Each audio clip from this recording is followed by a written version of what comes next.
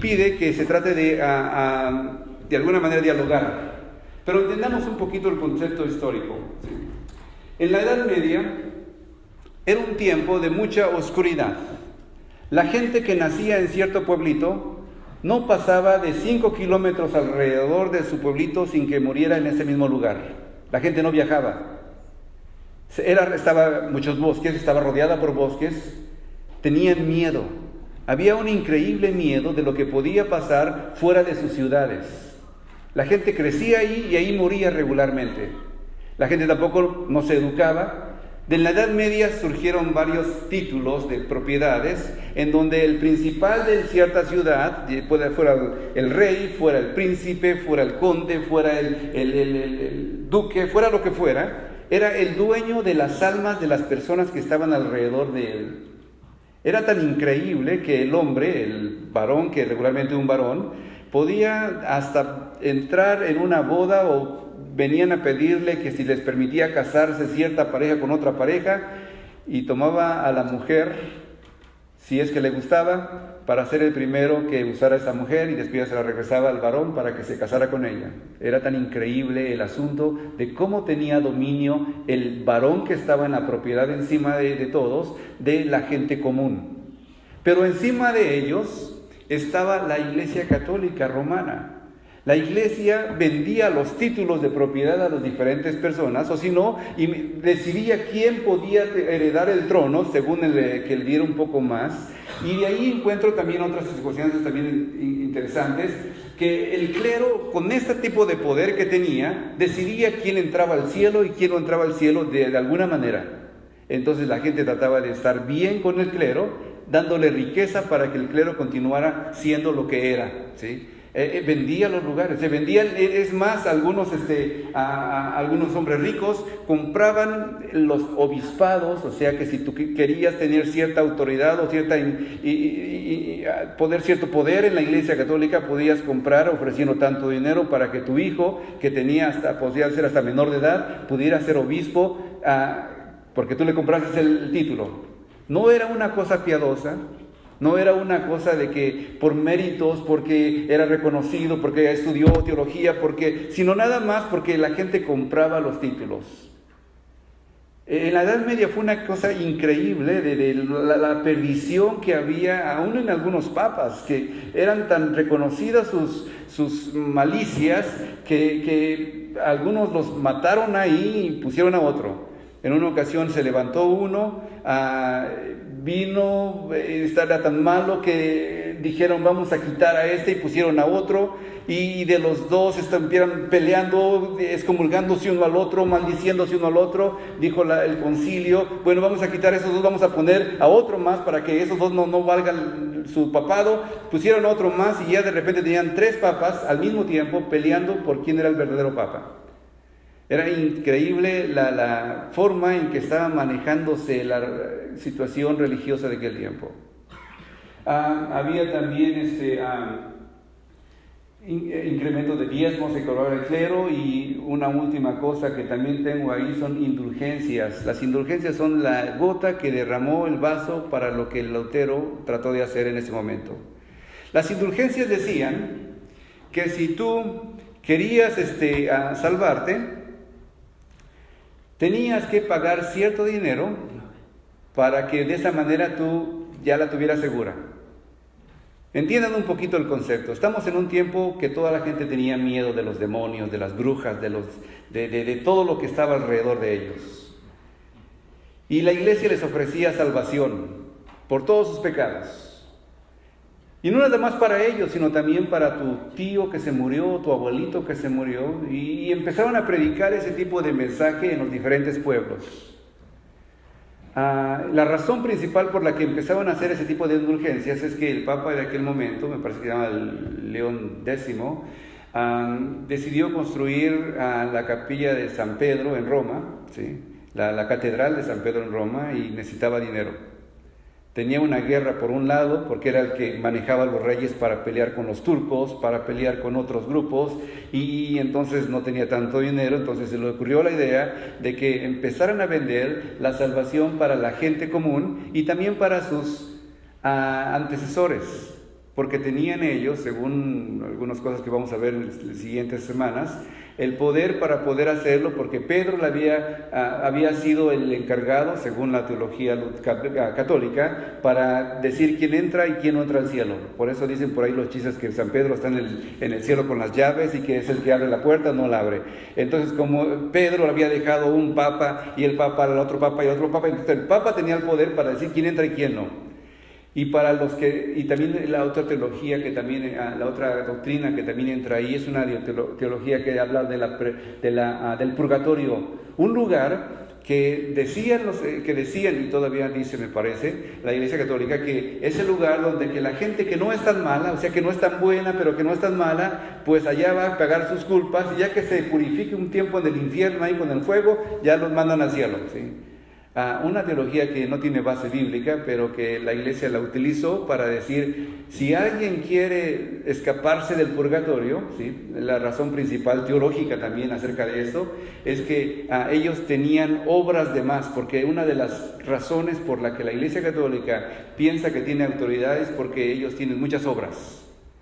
Y hay algunas personas que se dedican solamente, por ejemplo, a la oración. En los monasterios había monjes, monjas, que se dedicaban 24 horas al día, o más bien lo que podían, porque tenían que dormir también, a orar y interceder. Y eso era tiempo que no era para ellos, sino era para el resto de personas. Entonces ellos tenían suficientes obras para poder ofrecerle a otra persona y nada más tenían que pagar el precio justo. Algunos hombres empezaron entonces a andar por las diferentes ciudades con un cofre grande y con una predicación diciendo, si tú amas a tu abuelito, ¿no te gustaría que tu abuelito estuviera quemándose y tú con dinero para poder sacarlo de ese infierno, de ese purgatorio? Cuando caen las monedas y empiezan a hacer clink, clink, clink, ahí sube el alma de la persona y se va al cielo. ¿Quieres tener a tu abuelito ahí sufriendo del infierno o puedes pagar para que tu abuelito se salve? Entonces tú querías mucho a tu abuelito y sacabas tu cartera y dabas tu dinero ahí. Se prestaba también para ridiculeces, como por ejemplo un hombre llegó con este hombre que vendía las indulgencias y le dice, ¿puedo comprar una indulgencia para un pecado que pienso cometer mañana? Y, okay, ¿qué vas a hacer? Le dice, quiero robar a alguien.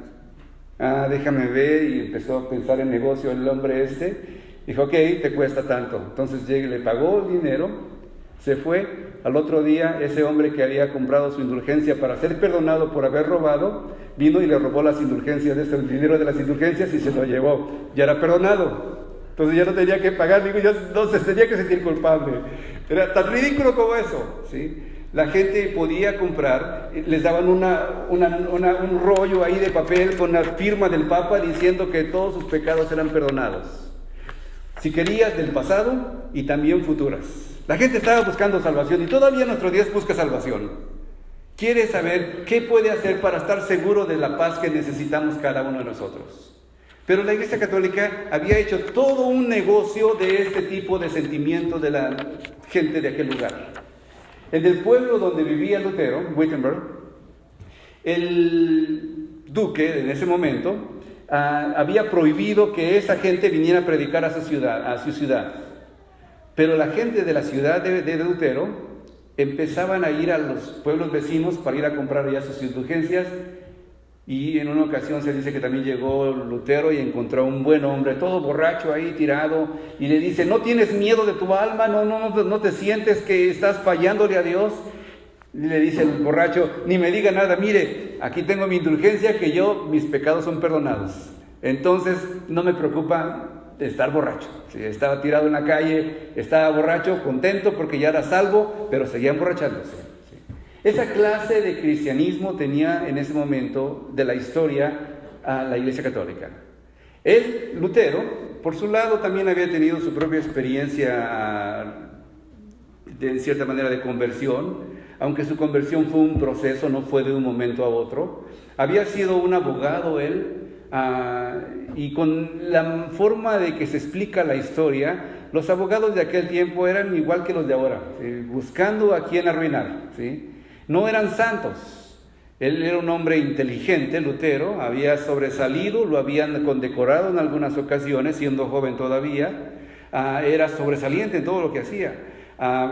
Pero en una ocasión, regresando a su casa, encuentra esa tormenta que hablaba Najín la semana pasada. Empiezan a caer rayos por todos lados. Un historiador dice que es posible que hasta un amigo que iba junto con él le cayó el rayo encima, también lo mató. Él tuvo miedo porque sintió el calor del fuego del rayo que había caído y empezó a gritar: Santa Ana, sálvame y me voy a convertir en monje. No dijo Dios mío, dijo Santa Ana, ¿sí? Producto de su tiempo. Cada quien le rezaba a la imagen o al ídolo que quería.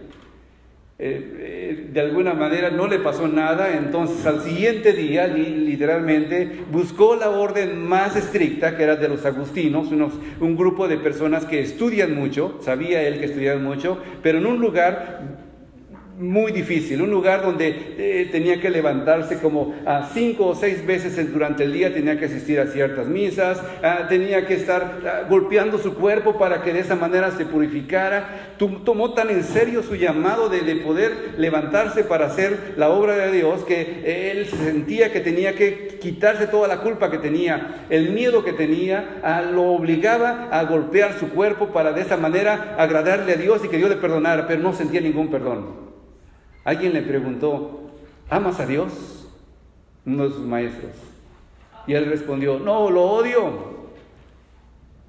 ¿Por qué? Porque lo obligaba a hacer cosas que él no quería. Él quería divertirse, a lo mejor quería hacer otra vida, y no encontraba la paz.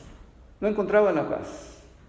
Pero ya de monje, como sobresalía también, lo mandaron a Roma. Y él dijo: ese lugar es un lugar santo. Seguramente ahí va a poder entender más los conceptos de Dios.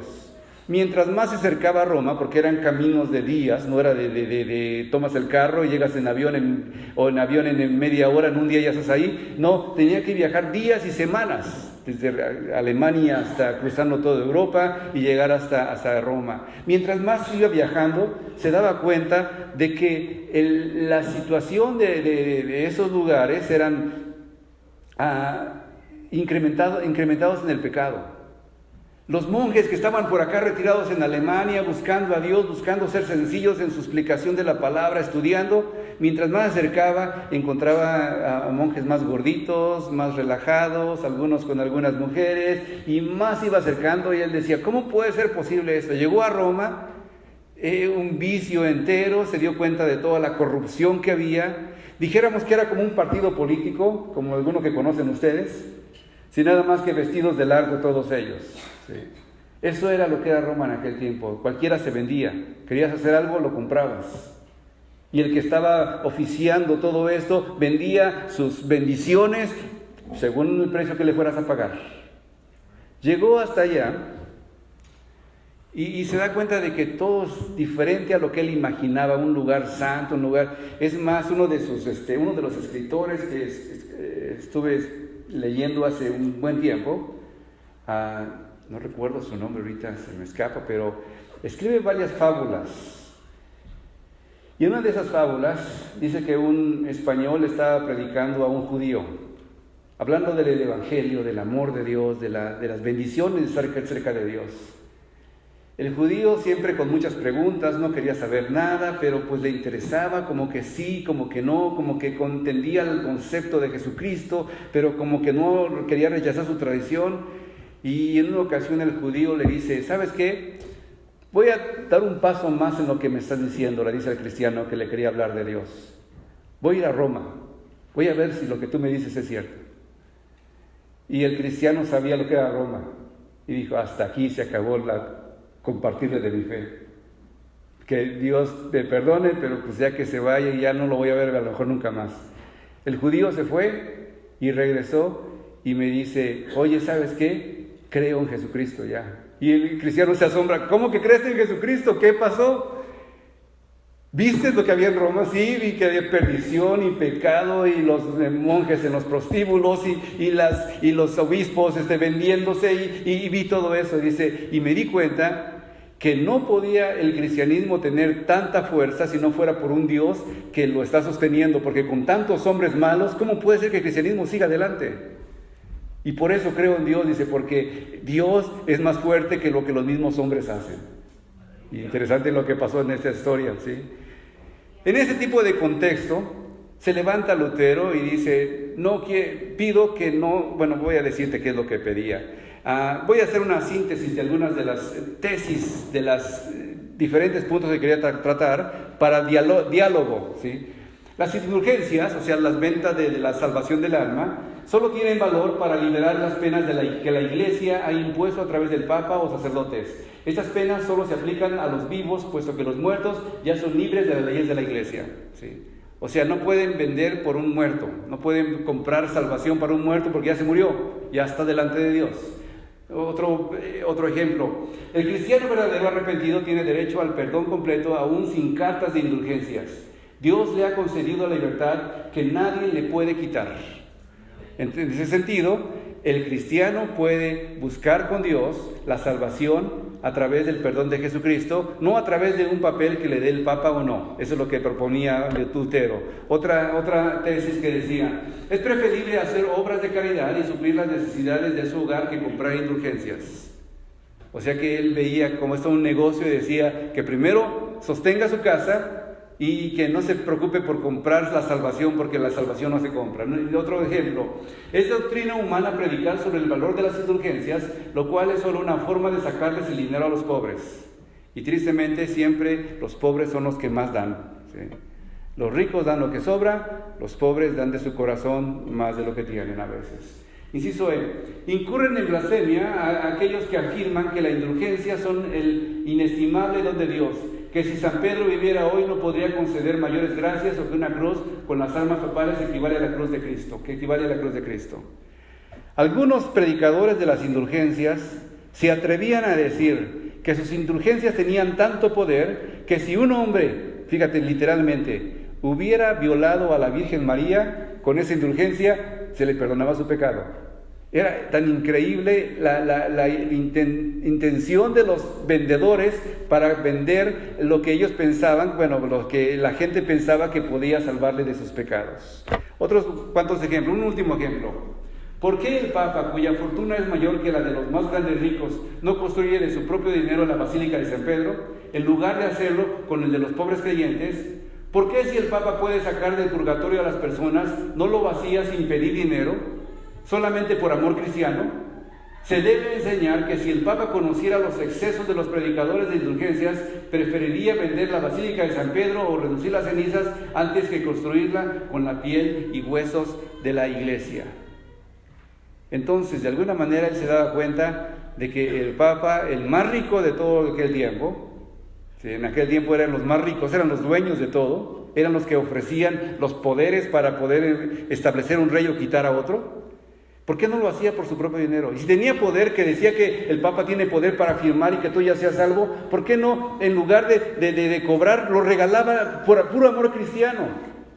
Si es que tenía ese poder. Obviamente, nunca se llegaron a debatir las tesis que tuvo él. Pero lo que sucedió fue que en ese momento, también otra cosa que quiero también comentarles es que la Biblia, casi nadie la tenía en su casa. La razón principal porque nadie tenía la Biblia en su casa es porque primero no sabía leer. Segunda, porque estaban escritas en un idioma que la mayoría de la gente no hablaba, latín. Solamente los académicos, solamente los que iban a la universidad para estudiar leyes o para estudiar otra cosa, eran los que podían entender esos conceptos.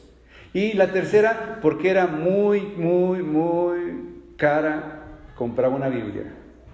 La razón, porque la Biblia entera la tenían que escribir letra por letra, palabra por palabra. Había unos copistas que los monjes se dedicaban a eso, y es una de las cosas buenas, increíblemente buenas que hicieron en la Edad Media. Los copistas se dedicaban su vida exclusivamente a escribir la palabra de Dios página por página. ¿Cuántas horas te imaginas que podrá usarse para escribir una Biblia entera? ¿Cuánto costaría si es que se pagaran las horas de los monjes por comprar una Biblia para tu casa? En aquel tiempo no había quien casi tuviera Biblia. Las Biblias en las universidades se les ponía una cadena y se amarraban a donde estaban escritas, a donde estaban exponiéndose, para que la gente leyera y ahí abriera y leyera palabra por palabra, todo en latín. Una de las cosas que también quiero comentar es que la Iglesia ha tenido diferentes divisiones. No es la única división que ha tenido. La iglesia se ha dividido en muchas ocasiones. Por ejemplo, empezando la historia de la iglesia, había unos hombres llamados nestorianos, que por una causa u otra, ellos decían que Jesucristo tenía dos naturalezas, divina y humana, diferente una de la otra, ¿sí? Y que por esa causa lo que nació de María fue solamente un hombre, no fue Dios. El cristiano actual, yo creo que tú también lo puedes entender esto, dice que Jesucristo es Dios y hombre a la vez. No es solamente un hombre y no solamente es Dios y hombre. Las dos naturalezas la tienen uno solo. Pero en aquel momento esta gente decía que no, lo que nació de María fue solamente un hombre, no fue Dios. Entonces, por ese tiempo se levantó un concilio y dijo, María es la madre de Jesús, que Jesús era Dios y es hombre. Entonces, María es la madre de Dios. ¿Sí? Le ponen ese título. No para decir que María es superior a Dios, sino simplemente para explicar que lo que nació de María era un ser divino y también hombre. Dios en forma de hombre, Dios hombre o hombre Dios. No eran dos, era uno solo. Y ellos, los nestorianos que los ven ahí por ahí, se separan y hacen una iglesia que están hasta nuestros días. Varios de esos diferentes grupos que ustedes están viendo, ortodoxos, ¿saben qué significa la palabra ortodoxos? Ortodoxos significa correctos. La iglesia ortodoxa es la iglesia correcta. Si alguien quiere saber cuál es la iglesia correcta, pues es la iglesia ortodoxa, porque es la correcta, así se llaman ellos. Y hay diferentes iglesias correctas o ortodoxas. La iglesia católica continuó y después, por ahí por 1054, hay un gran cisma también. En ese gran cisma se divide en la iglesia católica romana y la iglesia ortodoxa, la iglesia del otro lado. Pero había otras iglesias ortodoxas, había otras iglesias católicas y también todavía hay más iglesias católicas. Y después de eso, bueno, en ese tiempo de la iglesia católica romana contra ortodoxa, que todavía hasta la fecha van. Es más, algunas personas han ido a Mesopotamia, a lo que es Irak en nuestros días, Irán, y vienen y llegan a un lugar donde hay cristianos y le dicen, yo vengo a predicarte de Cristo.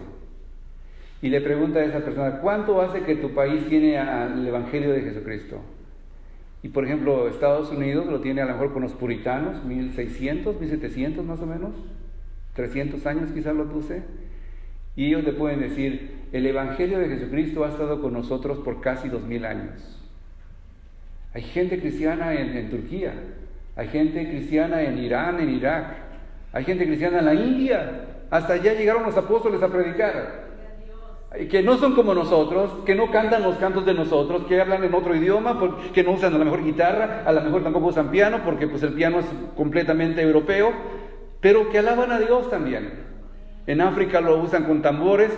¿Es pecado tocar tambores para alabar a Dios? Cada quien lo hace. Tienen instrumentos raros con esos que componen cantos y cantan a Dios.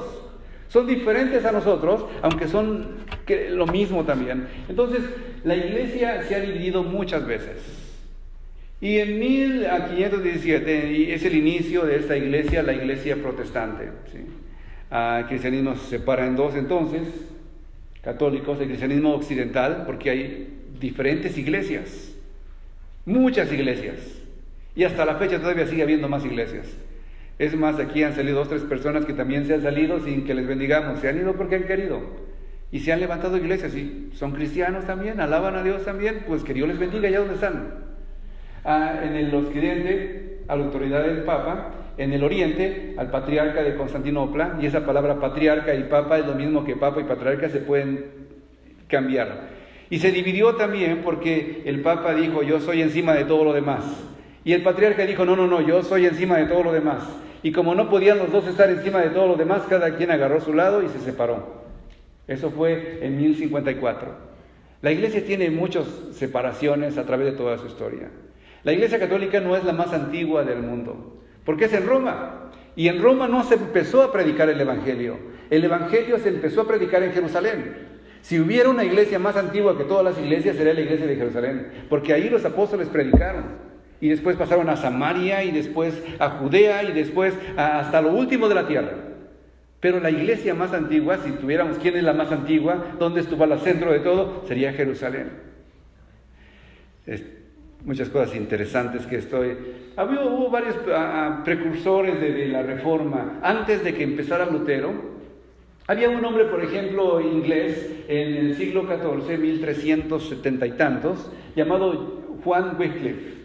Este Juan Wycliffe, o John Wycliffe, era un catedrático, un maestro de universidad. Él, al darse cuenta de que la gente no se conectaba con la doctrina cristiana, porque cada quien pensaba lo que quería, tenía los miedos que quería, lo que hizo este hombre fue traducir la Biblia del latín al inglés, del latín al inglés, y empezó a dárselo al pueblo para que el pueblo lo leyera. Y de ahí se empezaron a levantar predicadores que hablaban de la palabra de Dios. Ahí empezó todo el asunto. Antes de que Martín Lutero se levantara, antes de que pusiera sus tesis, ya algunos empezaban a decir que la palabra sea nuestro guía, que la palabra de Dios sea lo que nos puede alentar para seguir adelante. Este hombre murió, ¿sí? Después de muerto, unos 15 años después, se hizo un concilio. El concilio dijeron, no, la Biblia debe ser solo en latín, para que nadie la lea, ¿sí? Se quemaron todas las Biblias que pudieron, sacaron los huesos de este hombre de su tumba y los quemaron. Y los echaron al río para que nadie pudiera saber dónde estaban. Así, de esa manera, la Iglesia Católica en ese momento, que tenía miedo a un muerto que había ya muerto y estaban sus cadáver por ahí, y lo sacan y lo queman. Se levanta otro hombre también, Juan Hus, de aquella Praga, Checoslovaquia actual, ya no se llama Checoslovaquia, no recuerdo cómo se llama ahora, tantos cambios que ha habido. Ese era un hombre que también habla de una crítica a la corrupción del clero, que la iglesia estaba acaparando todas las tierras, ¿sí? No es tan anormal eso. En el tiempo de Benito Juárez, por ejemplo, se dice que la Iglesia Católica tenía las 3/4 partes del territorio nacional. Eran dueños de ella, en México. La razón, pues cuando moría alguien y quería quedar bien con la iglesia, decía, cedo mis derechos a la iglesia, se los daba al cura, y el cura decía, mira, la tierra es mía, te la doy para que la trabajes, pero tú me pagas a mí. En el tiempo de Benito Juárez quitó todo eso. La tierra se la quitó a la iglesia y se la dio a la gente. Entre otras cosas más que pasó. Pero en ese tiempo también este hombre se levanta y habla acerca de eso, de que el dinero que se estaba utilizando podía utilizarse para hacer cosas mejores. A este hombre lo llaman a un concilio, el emperador le dice, ven a dialogar de lo que tú estás proponiendo y yo te voy a proteger. Juan Hus cree en la palabra del emperador, porque el emperador es el emperador, supuestamente el mayor rango de nivel político en aquel tiempo, y él va a ese concilio. En ese concilio ni lo juzgan, bueno, ni le dan oportunidad de debatir. Le dicen, arrepiéntete de todo lo que has dicho o te quemamos. Y él dice, pero me dijeron que viniera a dialogar de lo que creo yo. Y el emperador fue el que me invitó, y ahí estaba el emperador. Y alguien le había dicho al emperador, ¿sí? No tienes que cumplir tu palabra con un hereje. Entonces el emperador dijo, no tengo que cumplir mi palabra con un hereje, mátenlo. Y lo quemaron vivo. Ese hombre se levantó también, se presentó ante el mismo emperador para hablarle de Dios, para hablar de lo que él creía debía hacer los cambios, para empezar a que la iglesia, para que la gente pudiera conocer de Cristo, y lo queman. ¿Sí? Ese hombre antes de morir dijo, la palabra Hus tiene una connotación en su idioma que suena como ganso. Dice, van a matar a este ganso, dice, pero en 100 años se va a levantar un cisne que no van a poder alcanzar. Y pasaron 98 años y se levantó Martín Lutero en 1517 para hablar de esas tesis. Entonces, algunos le conocen como el ganso de Dios, este Juan Hus. Otro hombre también, Jerónimo Savonarola, en Florencia, Italia. Él era un predicador que hablaba de la palabra de Dios de tal forma que la gente se arrepentía ahí. Sentía el pecado sentía la carga de su pecado, se arrodillaban, pedían perdón a Dios, recibían alguna bendición especial y salían renovados.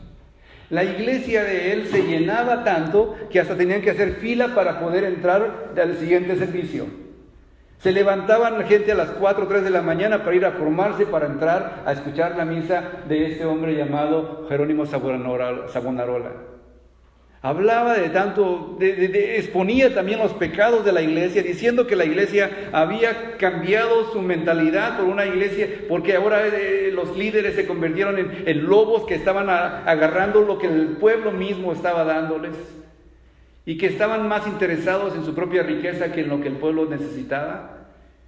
Y el Papa, obviamente, escuchando ese tipo de cosas, lo mandó callar. Se calló por un tiempo.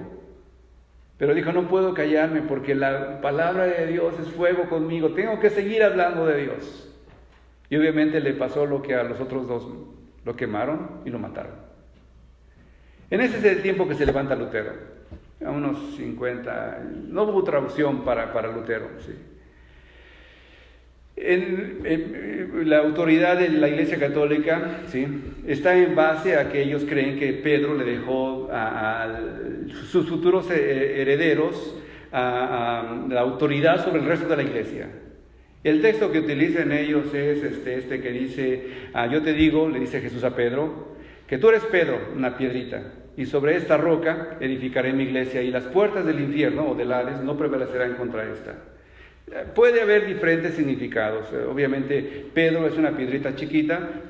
La roca que él mencionaba no es que él ya se iba a convertir en una roca grande, porque la única piedra que los edificadores desecharon es Jesucristo. Era que él había dicho, tú eres el Cristo, el Hijo del Dios viviente. Él les preguntó a todos sus discípulos, ¿quién creen que soy? Y unos decían, no, pues algunos dicen que eres Moisés. Pero no, creo que algunos también dicen que eres Elías, o un profeta, o un escritor. ¿Y ustedes quién dicen que soy? Y Pedro se levanta y dice, tú eres el Cristo, el Hijo del Dios viviente. O sea que tú eres el que esperamos, tú eres el Mesías, tú eres Dios. Y Jesús se llena de emoción y dice, bienaventurado Simón Pedro. Sí, Simón, porque esto que lo has dicho no te lo ha revelado ningún hombre, ni ningún linaje, ni sangre, te lo ha revelado Dios mismo. Y tú eres Pedro, y sobre lo que tú has dicho, sobre que yo soy el Cristo, voy a edificar mi iglesia. Jesús es el Cristo. No sobre Pedro, el hombre. Tuvo muchos errores el hombre. Esa es una de las traducciones de ese escrito, ¿sí? Otras cosas también para dialogar en esto. Es por esa sucesión apostólica que la Iglesia Católica Romana reclama la autoridad única para interpretar la Escritura y para establecer la doctrina. La información de tener un líder supremo en el Papa, el cual es infalible, quiere decir que no tiene errores. Cuando habla es cátedra, eso es el ejercicio de su oficio como pastor y maestro de todos los cristianos. La enseñanza o tradiciones de la Iglesia Católica Romana, habiendo provenido del Papa, son tan infalibles y autoritativas como las mismas Escrituras. Esta es una de las mayores diferencias entre los católicos romanos y los protestantes, y fue una de las razones fundamentales para la Reforma Protestante. ¿En qué sentido? De que si el Papa decía algo que se tenía que hacer, aunque fuera en contra de la palabra de Dios, la iglesia tenía que creerlo y aceptarlo. No tenían opción para decir no es cierto, porque lo había dicho el Papa. Y si el Papa lo decía en aquel tiempo, que se creía que el Papa no se equivocaba, que todo lo que decía era verdad, entonces toda la iglesia tenía que aceptarlo, aunque no les gustara. Y aunque estuviera en contra de la misma Biblia, de la palabra de Dios. Es más, otro punto que después en las siguientes semanas voy a tratar, es que la autoridad máxima para la Iglesia Católica es el Papa, la tradición y las Escrituras. Entonces, hay una amplia. La regla de fe para el cristiano debe de ser la Biblia, la palabra de Dios. Decía Lutero también, que era más poderoso un hombre con una palabra de Dios, con una Biblia, que 100 papas sin ninguna Biblia. La palabra de Dios para Lutero fue el eje que cambió la forma de entender los conceptos bíblicos. Otros puntos para interesar. Los católicos romanos no son los únicos que reclaman única autoridad a través de la sucesión apostólica. Por ejemplo, la Iglesia Oriental Ortodoxa también afirma que ellos son los herederos de esa sucesión apostólica. Hay también algunas denominaciones protestantes o grupos que tratarán de establecer una línea de sangre que puede seguir la huella a través de los siglos. Pero no hay tal, ¿sí? Algunos cristianos, yo los he escuchado decir, no, mira, en este tiempo hubo tal grupo y después pasó a este otro grupo que no era de la Iglesia Católica y yo no creo eso. Yo creo que en la Iglesia cristiana, católica, ortodoxa, armenianos y lo que haya sido, siempre ha habido un grupo que ha sido fiel a Dios. Hasta nuestros días. El hecho que tú estás aquí no significa que tú te vas al cielo ya. La salvación no es porque tú vienes a esta iglesia o vas a la otra iglesia. La salvación es por fe. Después vamos a hablar un poco más acerca de eso. Y la salvación es por tu integridad en lo que tú enseñas o lo que tú crees de la palabra de Dios. Si tú te aprendes todo, pero no sigues lo que la palabra de Dios dice, de nada sirve. No es tanto por qué iglesia pertenezcas. Es por la gracia y el amor de Jesucristo para perdonar nuestros pecados. Otros conceptos para entender un poquito. El problema es que cualquiera de esos intentos de trazar una línea regresiva de sus sucesiones de los apóstoles, ya sea católicos, romanos, ortodoxos, orientales o protestantes, es que todos ellos están en el intento de obtener o basar la autoridad de lo que ellos creen y enseñan en la fuente equivocada de alguna real o perciba conexión de los apóstoles, en lugar de obtenerlos de la palabra de Dios. ¿Sí? La palabra de Dios es la que nos hace limpios, no porque Lutero haya sido alguien que ayudó para que nosotros creamos lo que creamos, no porque Wycliffe o Savonarola o el que empezó tu denominación haya sido la persona bien cercana a Dios, sino porque es de Dios del derecho de poder hacer las cosas.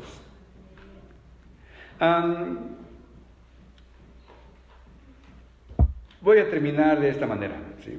Voy a dejar eso para las siguientes semanas. Lutero peleó contra la Iglesia Católica y un papelito fue lo que hizo esa separación, esas 95 tesis. Un papelito que no tiene mucha importancia. La semana que entra les voy a dar a cada uno ese papelito de esas 95 tesis y cada quien las lee como quiera y las interpreta como quiera. No es la palabra de Dios. Pero un papel pudo mover a un imperio, pudo cambiar la mentalidad de mucha gente. Con un hombre que no era perfecto. Un hombre, te voy a decir algunas cosas de este hombre Lutero. Siguió emborrachándose. Decía que Dios se había hecho el vino, lo había hecho bueno y pues hay que entrarle. ¿Sí? No era un borracho de esos que se quedaban en la calle, pero estaba de borracho también.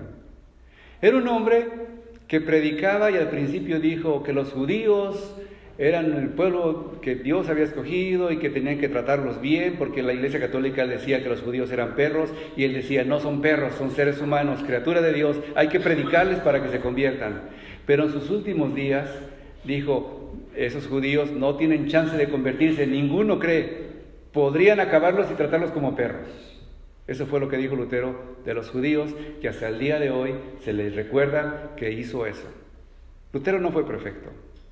Lutero habló también de las situaciones políticas. Se levantó un grupo de personas hablando del Evangelio, de que tenían que reclamar el reino de Dios, de que el reino de Dios era de los pobres, y dijeron, lo que predica Lutero es bueno, vamos a tomar el poder. Y se llamó la guerra de los campesinos.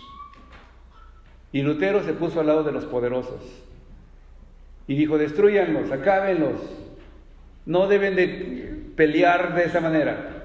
Y dio autorización para que los reyes, que los príncipes mataran a aquella gente que estaba reclamando derechos justos. Aunque tenía sus razones. Decían, son hombres que cuando tienen cierto poder destruyen todo lo que tienen enfrente. Y sí, se levantaban contra el príncipe de su ciudad y lo mataban a él y a toda su familia. Era tremendo, era difícil el asunto. ¿Sí? Lutero no era perfecto. Lutero no era el mayor de todos los maestros, no ha sido de ninguna manera, ha sido un hombre imperfecto. Y creo yo que nosotros también somos seres humanos imperfectos. ¿Cuántos de aquí son perfectos? ¿Cuántos de aquí ya dicen, ya no tengo pecado, ya no voy a caer más? ¿Cuántos dicen que tienen aquí, yo soy mejor que mi vecino que está sentado junto conmigo? ¿Cuántos dicen eso? Lutero fue un hombre con muchos defectos.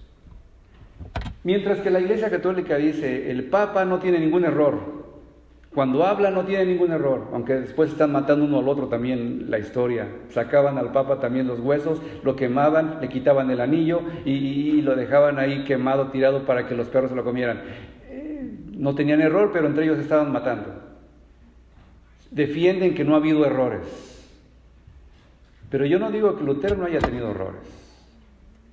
Y yo no digo que yo no tengo errores como predicador. Y yo no les pido a ustedes que no tengan ningún error. Yo lo que les pido es que se pongan en las manos de Dios. Yo lo que les pido es que sean sinceros con su fe, que le digan al Señor, en mis manos te pongo mi vida. Eso fue lo que lo hizo Lutero, lo trajeron a un concilio, lo pusieron ahí, le dijeron, arrepiéntete de todo lo que has escrito. Y él dijo, pues lo que ha escrito habla del amor de Dios, de la gracia de Dios, del perdón. Y yo, ¿cómo puedo arrepentirme de eso? Me pongo en las manos de Dios, que es mi juez. Y se puso en las manos de Dios. No lo quemaron. El mismo, uno de sus amigos, el rey del duque que le estaba protegiendo, lo secuestró sin él saberlo, lo llevó a un castillo y ahí lo dejó un par de años mientras él ahí tradujo la Biblia, tradujo el Nuevo Testamento. Fue un hombre con muchos defectos, fue un hombre que no era perfecto, pero dentro de su tiempo, de su situación que él vivió, fue un hombre que Dios usó hasta nuestros días. Fue un hombre que a lo mejor, ¿sabes qué? No querían ni los bautistas. Es más, decía que los bautistas somos como salidos del infierno, ¿sí? O sea, los bautistas significan aquellos que bautizaban a las personas de adultos. Se llamaban en ese tiempo anabatistas. Y él decía, esos que tratan de bautizar a los adultos, salen del infierno. Y pues yo salí del infierno según la teología de Lutero, ¿sí? Yo bautizo a adultos. Pero aún así, Dios lo usó para hacer lo que hizo. Y Dios te puede usar a ti también. Vamos a orar. En el nombre de Jesús. Señor y Padre nuestro, pido que tú hagas una obra en nosotros, Señor, como lo hiciste con este hombre. No era perfecto, Señor.